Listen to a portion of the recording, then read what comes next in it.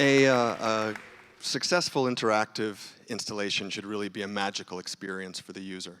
And as a software developer, I usually look to clever software to create that kind of magic for people. But in my old age, I've come to realize that there are plenty of situations in which it makes more sense to put a human behind the scenes and let that be the brains behind the magic. So a few years ago, I came upon this installation. It was called, I forget what it was called, because I'm under pressure up here. But I found that I could walk into this plaza, and there was a big quadraphonic sound system, and I could throw sound over to one side, or I could throw it over to the other, or toss it behind me, and it was really magical. And I started to look around for a camera, or some sensors, or some indication of what kind of interactive software thing this was running. And it took me a while to realize that actually there were no cameras, there were no sensors. There was a dude in a window way up above. And he was controlling the thing with some faders and some knobs, and it was really responsive. And it was really magical. And as a software developer, I kind of feel like that is cheating. But I also think that if the real objective here is to create magic for the user down on the ground, then that was totally accomplished. It was a really magical experience for people. They really got into it. Now, there is a gag that I do at parties where I bring a camera, well, actually an iPhone, because it shoots in high frame rate, and I get video of people dancing. And I take that video and I can play it backwards. I drop it into my software and I can play it backwards and forwards at high speed, slow motion, and I change it up in time with the music that's playing. And this means that you can have these visuals of people dancing around on screen, and then people down on the ground see themselves that I just shot it 3 minutes ago, and they dance along with themselves up on the screen, and it's really magical.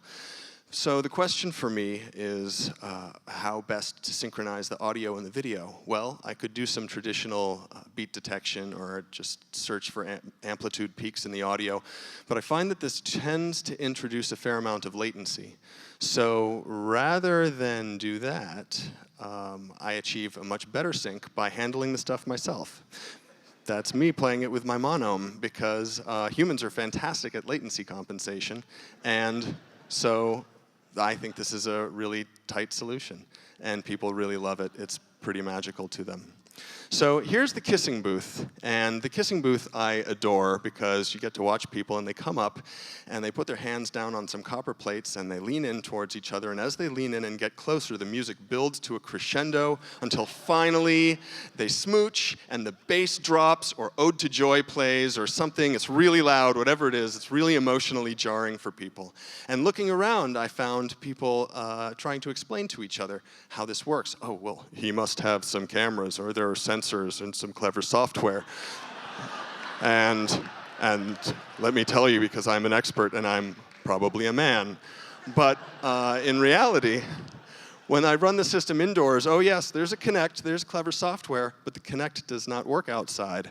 My buddy Ian does work outside, and he was hiding behind the equipment rack on the other side of the lawn, driving the thing. He actually said he had a fantastic time that day, those 2 days. He said it was like driving a live-action video game.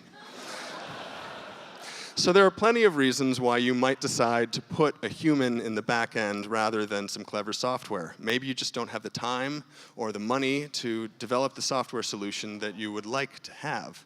Maybe the AI that you would need to put in place to weed out sarcastic or ironic tweets just isn't going to be successful for you.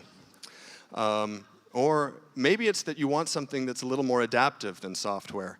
Ian was able to determine that it was great. It was great that Ian was there, because he decided after a while that rather than waiting for people to approach the table and lean in towards each other, even before they got to the table, he could already have them interacting with the volume of the music, and he could let them interact from a greater distance, which is a modification I would not have been able to make in the software on site.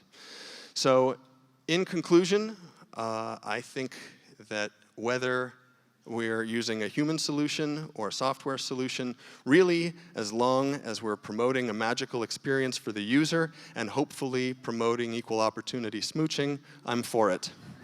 Thank you.